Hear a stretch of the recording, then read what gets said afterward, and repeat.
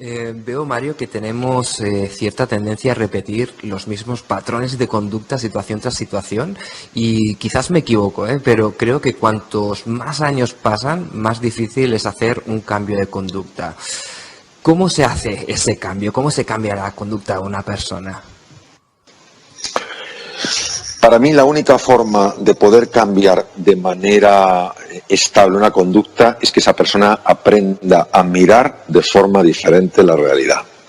Y cuando tú aprendes a mirar la realidad, lo que hay, mirarte a ti mismo, mirar a los demás, mirar al mundo de una manera distinta, ves cosas diferentes. Ajá. Solo de un cambio en la conciencia, es decir, de un darte cuenta de cosas de las que no te estás dando cuenta, puede surgir una conducta acorde. Esa conducta de tengo que hacerlo porque esto es bueno, tengo que hacerlo porque esto es bueno, es un constante uso de la fuerza de voluntad.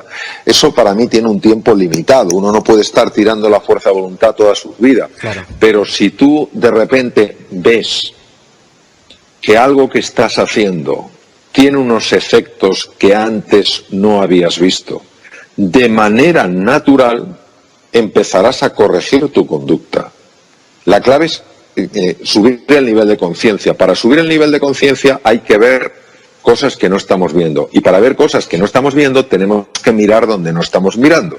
Es sorprendente las cosas que se pueden ver cuando se mira. Por ejemplo, una mujer va por la calle y de repente le sorprende ver la cantidad de mujeres embarazadas que hay. Uh-huh. Y es sencillamente porque ella se acaba de enterar de que está embarazada. Entonces, ¿por qué está viendo ahora mujeres embarazadas? Porque ahora está mirando. ¿Y por qué mira? Porque ahora es relevante para ella. Porque ahora ella sabe que está embarazada. Entonces, esto es importantísimo. El entrenamiento de la mirada, que es exactamente igual que el entrenamiento de la atención, uh-huh, es la clave para subir el nivel de conciencia. ¿Qué ocurre? Que si yo, por ejemplo, si quiero cambiar una conducta y me estoy mirando constantemente desde el juicio, esto es bueno, esto es malo, esto es bueno, esto es malo, me premio por lo bueno, me castigo por lo malo a través de mi propia crítica, pues no voy a poder ver dimensiones mías. Si yo, en lugar de mirarme desde el juicio, me miro desde la curiosidad, qué curioso esto que he hecho, ¿y de dónde vendrá esto? Realmente empiezas a ver cosas que antes no veías. Uh-huh. Este es el punto. No hemos entrenado la mirada. Y como no hemos entrenado la mirada, vemos lo mismo que hemos visto siempre y actuamos de acuerdo a lo que vemos. Y claro, hacerlo todo en base a la disciplina, un cambio de conducta, tiene para mí sus días contados. Uh-huh. Mario, me da la sensación de que el ser humano de por sí es un ser que tiende a lo negativo, ¿no? Porque es mucho más fácil dejarse llevar por emociones negativas o incluso por pensamientos negativos y limitantes que por pensamientos positivos. ¿Se puede hacer un reset o se puede cambiar el chip o es algo que va con nosotros? Bueno, vamos a ver. Es verdad que a nivel cerebral, a nivel de lo que es el funcionamiento de nuestro sistema nervioso, pesa más el peligro que la oportunidad. Uh-huh. Y es perfectamente comprensible y tiene todo el sentido del mundo. Es decir, era más importante ver marcas del leopardo antes de que el leopardo lo tuviéramos delante de las narices que descubrir dónde estaban las moras más jugosas de la selva. Entonces, este hardware cerebral es verdad que está muy polarizado hacia lo que es detectar la amenaza por encima de detectar la oportunidad. Uh-huh. Sobre todo en algunas personas que ya al nacer, y se han hecho registros muy bonitos, muy interesantes en este sentido, al nacer muestran que esta tendencia a enfocarse sobre todo en el riesgo es mayor de lo que habitualmente es. Entonces hay distintas tipologías que muestran que esta tendencia natural a fijarse más en el peligro y en la amenaza en algunas personas está en un nivel más alto de lo normal. Es decir, son personas que es muy raro que cometan un error porque estarán constantemente calculando todos los riesgos, pero también es muy difícil que consigan algo que valga la pena. porque no se arriesgarán nada. Personas que en un mundo tan cambiante como el actual tienen niveles de ansiedad verdaderamente notables. Dicho esto, aquí entra en juego la mente. La mente es un instrumento de la conciencia, que es decir, la mente es algo de excepcional poder que nadie ha sido capaz de definir porque se escapa a toda descripción, pero sí tenemos intuiciones, sí tenemos sensaciones, sí tenemos algunos elementos que por lo menos a nivel de boceto nos permiten comprender lo que es la mente. Entonces, la mente es un instrumento que nos permite que permita a la conciencia, al darse cuenta, interactuar con el entorno. La mente humana está al servicio de la conciencia. Gracias, cuando una persona verdaderamente está equilibrada, cuando una persona realmente está ilusionada, el tipo de pensamientos que produce son pensamientos que ayudan mucho a que esa ilusión, ese estar equilibrado, pueda traducirse, por ejemplo, en la fabricación de cosas, en la realización de proyectos, en la elaboración de estrategias, pues que ayuden, por ejemplo, a crear abundancia y prosperidad para muchas personas. Pero algo nos pasó en algún momento de nuestra evolución, de nuestra historia, y la mente se contaminó con un pensamiento que cada vez voy teniendo, entre comillas, más claro que es la raíz de todos los problemas que tenemos los seres humanos. El pensamiento con el que se contaminó es una idea de separación, que estábamos separados de los demás, que estábamos solos y perdidos, que estábamos aislados. Es decir, es un pensamiento que hace que cuando ves a una persona no solo la veas distinta, sino que la veas distante. Esto ha llevado en gran medida, es lo que se llama la mente dualista o la mente condicionada, ha llevado en gran medida a que el ser humano se posicione siempre en la idea de que vive en un universo hostil. Y al tener esa idea de que hay hostilidad, inevitablemente está constantemente posicionándose, atacando, contraatacando y defendiéndose. Claro, la mente, como puede llevar a cabo en el mundo físico aquello que nosotros creemos, pues claro, si uno se siente en peligro, pues se armará bien. Si uno cree que el otro es un contrincante, el mejor contraataque es un buen ataque. Y todas estas cosas. Y creo que gran parte de la violencia que lamentablemente se experimenta en el mundo es fruto de esta mente dualista, que es una mente de prisas, es una mente constantemente de hacer, constantemente de competir, constantemente de buscar el estatus, de buscar las posesiones, de buscar el dominio, etcétera, etcétera, ¿no? ¿Qué pasa? Que para mí, la forma de cambiar esto es ir más allá de esta idea. Es decir, ver que las otras personas, que pueden ser distintas, no pueden ser definidas solo por su forma de pensar. Hay personas que tienen un corte político y hay otras que tienen otro. Hay unas que tienen un corte educacional y otras tienen otro.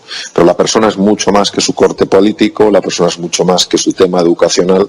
Entonces, cuando uno mira a esa persona, entendiendo que esa persona, aunque piense distinto que tú, aunque tenga un background radicalmente diferente, venga de una cultura distinta, sea de un partido que no te gusta, etcétera, etcétera, cuando tú ves que esa persona en su interior también tiene ilusiones como las tienes tú, tiene necesidades, tiene preocupaciones, tiene angustias, y que al igual que tú quiere ser feliz, mucha de la animadversión, mucho del rechazo se va mitigando. Y entonces te das cuenta de que al final el resto tiene muy poca importancia, porque cuando dos personas conectan a nivel personal, qué difícil es que puedan entrar en conflicto. Es muy conocido algo que ocurrió en la Primera Guerra Mundial, que duró del 1914 a 1918, que es la famosa guerra de las trincheras y el gas mostaza, donde se hizo una parada en medio de la guerra para celebrar,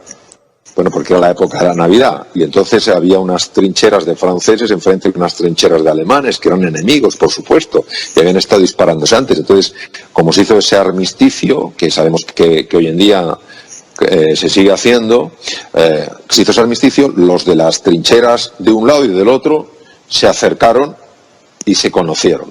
Wow. no hubo manera después de que se trataran como enemigos. Qué bueno. No hubo manera, no, eran incapaces de dispararse. Entonces, mayor separación que eso, no solo son de distintos países, sino son enemigos mortales. Y sencillamente conocerse a nivel personal diluye esas animadversiones, diluye esos miedos.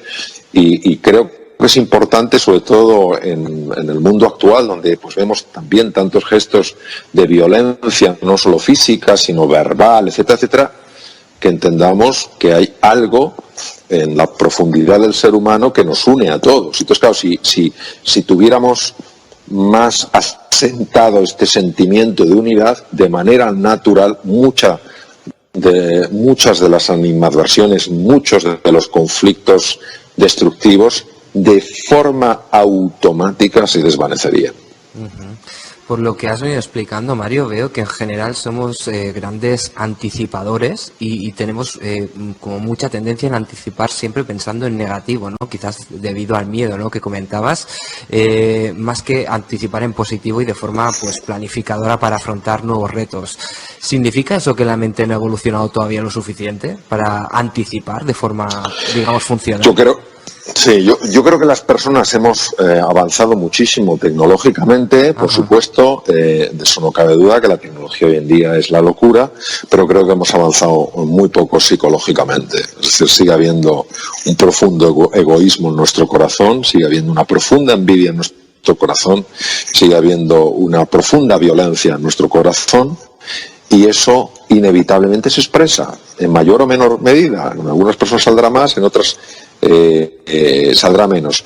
Y esa falta de evolución es debido precisamente siempre desde mi perspectiva, desde mi experiencia, que seguimos atrapados en un modelo mental que no funciona. Un modelo mental que sí funciona para construir cosas, para avanzar tecnológicamente, pero un modelo mental que no funciona o no funciona lo suficientemente bien para unir personas. ¿Qué ocurre respecto de lo que tú comentas, Víctor, de la anticipación?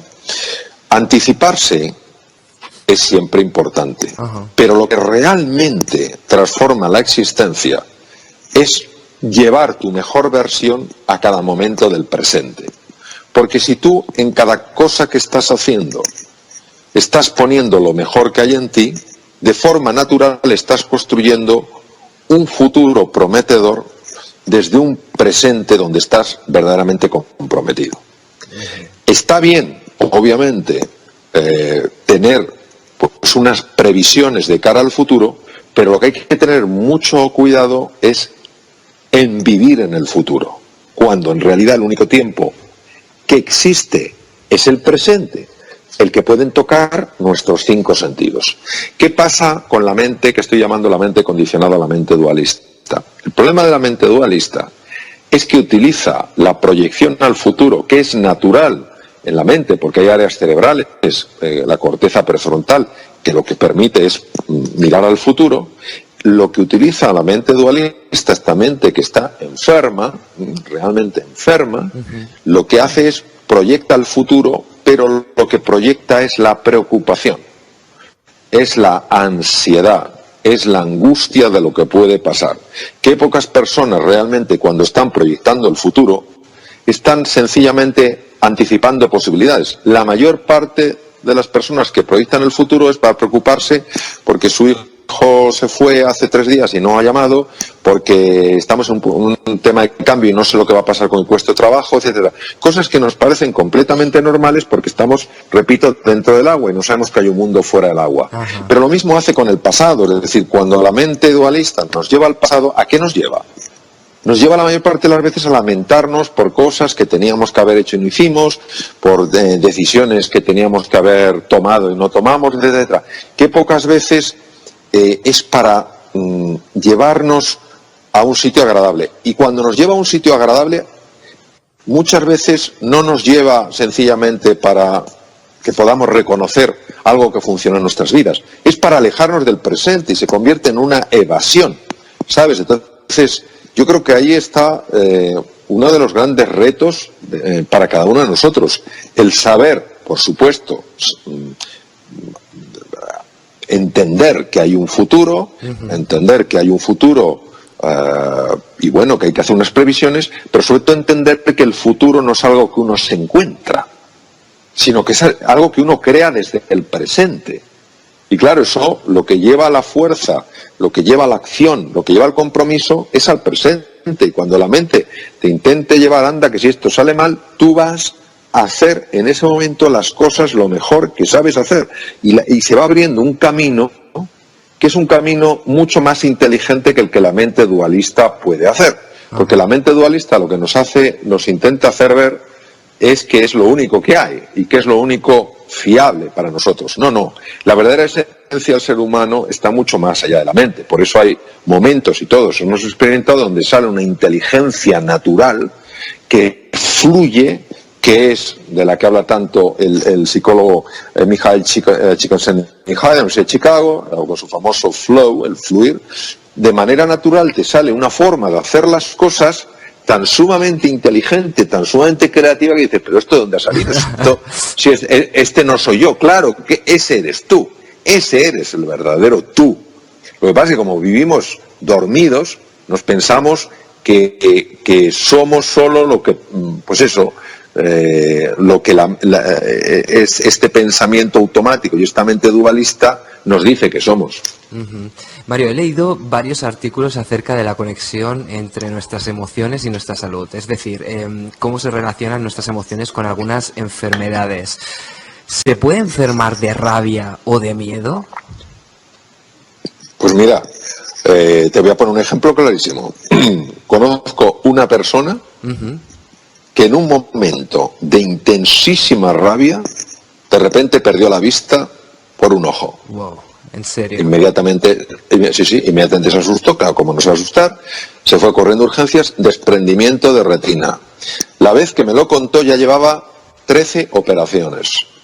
Ostras. ¿Sabes? Es decir, naturalmente que sí. El miedo extremo, claro que puede matar. La rabia extrema puede producirte una subida tan masiva de la tensión arterial que te reviente un vaso cerebral, un vaso de la retina, un vaso del corazón. Naturalmente que sí. Es decir, esto de que el cuerpo y la mente van cada uno a su bola, es que no tiene ningún sentido. Es decir, son dos realidades que no se pueden separar. Sí se pueden distinguir para podernos entender, pero no se pueden separar. La persona que está constantemente resentida o constantemente asustada o constantemente llena de rabia está permanentemente liberando cortisol en la sangre, permanentemente. El cortisol, que es una hormona muy favorable cuando sigue los ritmos naturales de su liberación, liberado en cantidades tan grandes y de forma tan irregular y tan constante, se va comiendo el hueso, se va comiendo el músculo. En el hueso pues produce obviamente una osteoporosis, se va comiendo la matriz ósea, con lo cual es más fácil de una fractura, produce la sarcopenia, la pobreza muscular, porque se va comiendo un músculo, va atacando, sobrecarga el corazón, sobrecarga las arterias.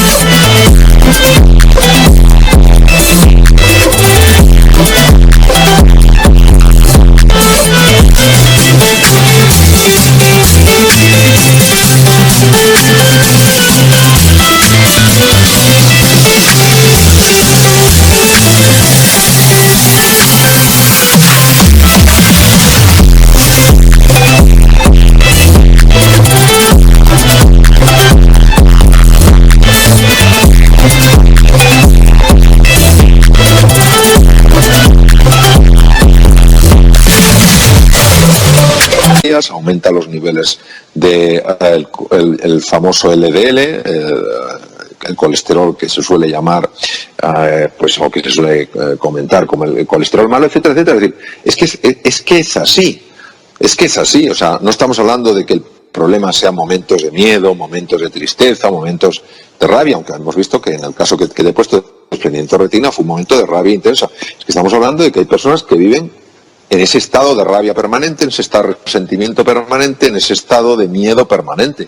Y eso inevitablemente repercute en el cuerpo, pero porque son la misma cosa. Los estados mentales y los estados emocionales son las dos caras de la misma moneda. Mueves una, se mueve la otra, ¿sabes? Entonces, hoy, con la investigación que hay en uno de los centros más importantes del mundo, a mí sigue chocándome que esto todavía sea algo que sorprenda a tantas personas, incluso que llegue a sorprender a muchos médicos, por cierto, muy bien formados, pero que todavía están atrapados en el paradigma de que solo existe aquello que se puede medir según las formas tradicionales de medida. Bueno, ya hay formas no tradicionales, muy novedosas de medida, que muestran que efectivamente los estados emocionales no bien gestionados son responsables de entre el 60 y el 80% de las consultas a médicos generales en todo el mundo occidentalizado. Entonces, claro, estamos hablando de algo tremendamente potente y por eso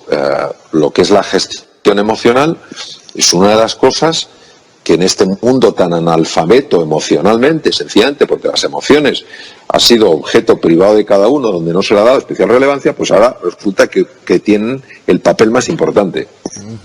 Has hablado antes del estrés, has comentado un poquito por encima, y me doy cuenta que hemos normalizado el estrés en nuestras vidas porque quien más, quien menos, a día de hoy vive sometido al estrés diario, ¿no? Y parece que hay personas que incluso han desarrollado como una tolerancia más alta, ¿no?, al mismo. Y estoy seguro que muchos de nosotros aún todavía no somos plenamente conscientes de lo perjudicial que es para nuestro organismo hasta que nos pasa factura. ¿Cómo podemos estar alerta del estrés y qué hay que hacer para reducirlo? Bueno, en primer lugar, yo diría que nuestra sociedad dice que el estrés es malo, pero aplaude el estrés. La persona que dice que está sumamente, o sea, que no tiene tiempo para nada, es percibida como el gran triunfador. Es el gran triunfador. Alguien tan importante que no tiene tiempo para nada. Todos tenemos el tiempo muy ajustado, está claro. Pero dentro de tener el tiempo ajustado hay una parte que tiene que formar parte de esa inversión de tiempo, que es estar constantemente reequilibrando cada vez que te desequilibras. Entonces, lo primero que es que eso, el que va corriendo de un lado, este debe ser muy importante, tiene mucha prisa, el que dice, ¿qué tal? No, pues yo bien, estoy tranquilo, debe ir fatal las cosas, porque si tiene tiempo libre, entonces lo primero que debemos decir es que vivimos en una sociedad que al ser tan absolutamente neurótica, estar tan neurotizada, sigue aplaudiendo los efectos del estrés. A pesar de que, para que os hagamos una idea, en Europa hace años, las cifras siguen aumentando, eran 20.000 millones de euros al año, que es quemar 100 euros por segundo durante 6,4 años. En los Estados Unidos las cifras recientes son de 300.000 millones de dólares. Dios. 300.000 millones de dólares. ¿En qué? Bajas laborales, reducción de la eficiencia, conflictos, ansiolíticos, antidepresivos, etcétera. Pero nuestra sociedad sigue pensando que el ir deprisa corriendo de un lado a otro es un signo de que eres una persona importante y que te van bien las cosas. Entonces, ¿qué podemos hacer? Darnos cuenta de que esto es absurdo, de que para poder funcionar bien en la vida hay que estar equilibrado. Que si una persona no está equilibrada, todo lo que haga, tomar decisiones, resolver problemas, ir a visitar a un cliente, tener una charla con su hijo, con su mujer, con su marido, con su amigo, con su novia, con quien sea, va a estar impregnado de esta tensión. Sabemos perfectamente que cuando una persona está sometida a niveles muy elevados del estrés negativo, que se llama distrés, el cerebro experimenta cambios muy profundos y entre estos cambios podemos destacar la muerte de neuronas del aprendizaje y la memoria. Es decir, hay que volver a la sensatez. Si es que cuando una persona está equilibrada, es mucho más eficiente. Es como el leñador que afila su hacha, cortará más árboles que aquel que no afila su hacha. Y el que no afila su hacha se preguntará por qué le tocan los árboles más duros del bosque. No, no es que te toquen los árboles más duros del bosque. Es que como no tienes el hacha afilada, cada vez vas a tener que levantarte más temprano y acostarte más tarde, porque no tomas ese espacio de tiempo necesario para afilar tu hacha. Entonces, creo que, y además hay muchas empresas, esto ya se está empezando se están empezando a tomárselo muy en serio. Periodos donde las personas pueden parar, pueden estar a solas para reequilibrarse, porque estamos todos constantemente desequilibrándonos. Entonces, ¿qué es lo que podemos hacer? Primero, caer en la cuenta de que esto no es una cosa que ya la haré.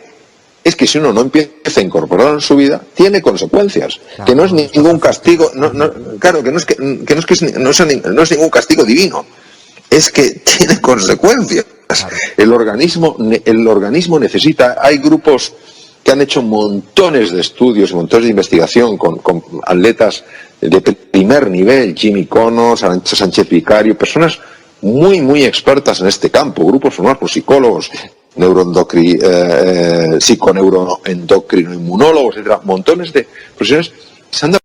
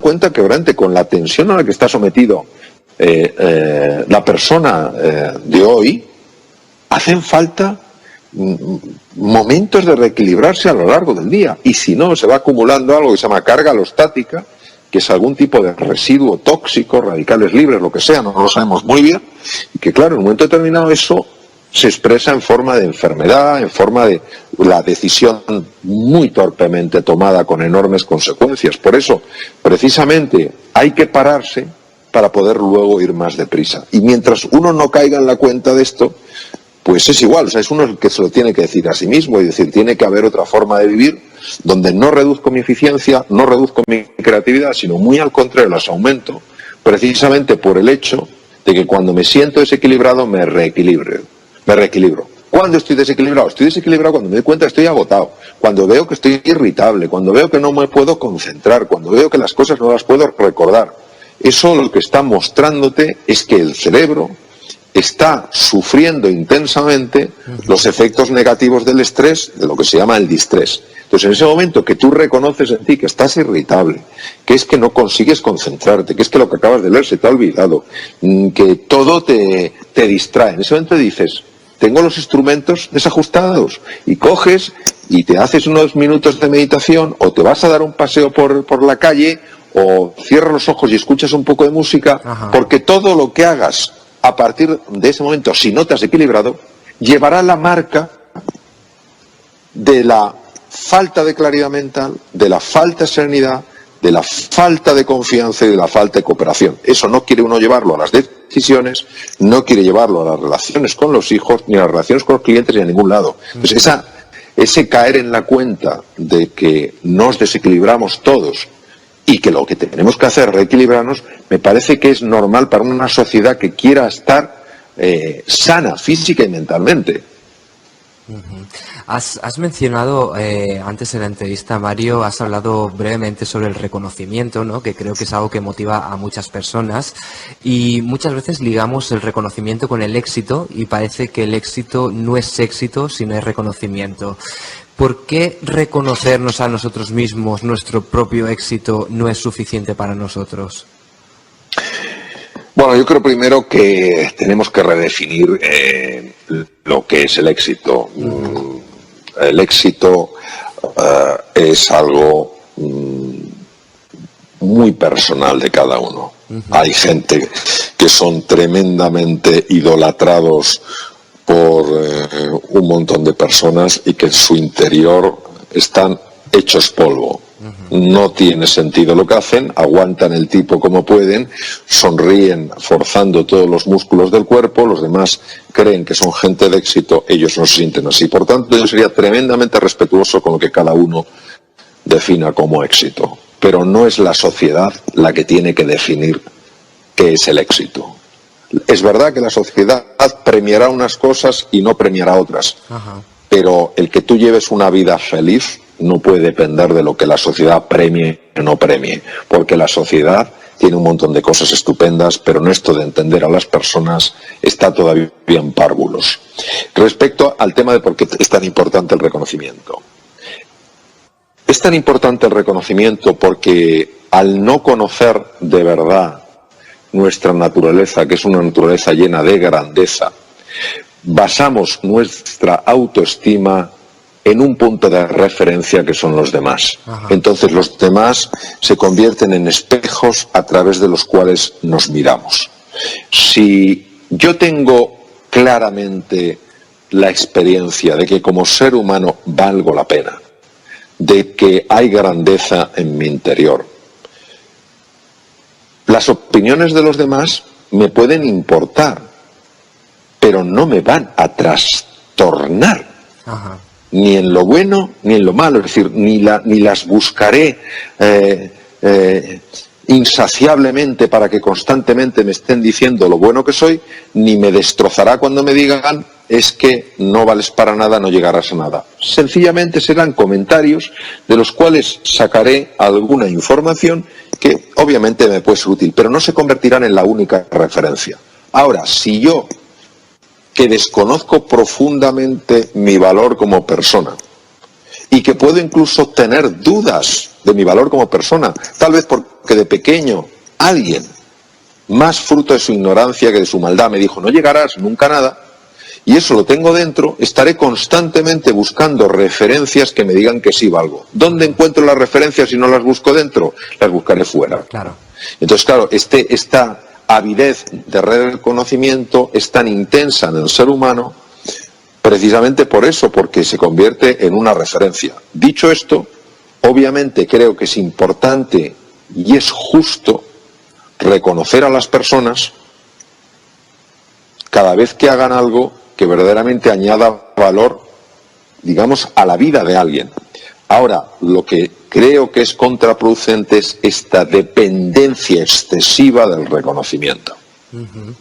Para finalizar, Mario, hay una pregunta que le hago a todos los invitados que pasan por el podcast, que está justamente relacionada con este tema, que es ¿qué es para ti el éxito?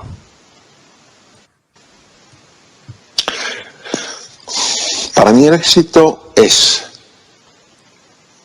decir sí a la vida, cueste lo que cueste.